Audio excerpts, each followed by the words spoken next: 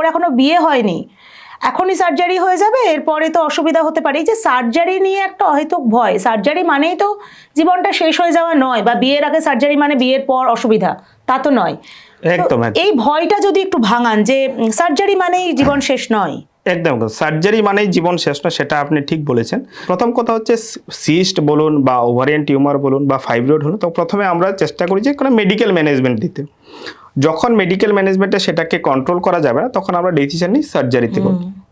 যখন কম বয়সের বাচ্চা মেয়েরা আসে বা ইয়াং এজ গ্রুপে যখন ফিমেলরা আসে, তখন মেইন এম থাকে ওদের ফার্টিলিটিটাকে প্রিজার্ভ করতে হবে, তাদের যে জনন প্রক্রিয়াটাকে আমাদেরকে প্রিজার্ভ করে তাকে অপারেশন করতে হবে।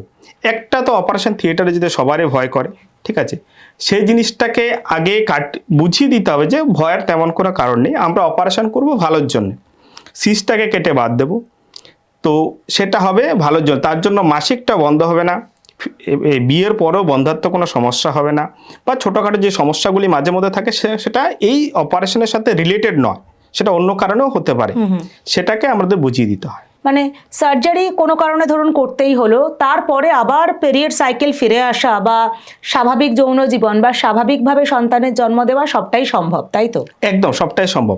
যখন রিপ্রোডাক্টিভ এজ গ্রুপে আমরা সার্জারি করি, তখন হচ্ছে সবসময় এম থাকে যে ফার্টিলিটিটাকে প্রিজার্ভ করে রাখা। ফার্টিলিটি প্রিজার্ভ মানে হচ্ছে ওর যাতে জনন প্রক্রিয়াটা স্বাভাবিক থাকে, নর্মাল ফিজিওলজিটাকে লিড করতে পারে, সেই প্রক্রিয়াটাকে স্বাভাবিকের কথা প্রথমত মাথায় রেখে তারপর আমরা সার্জারি কথাটা ভাবি।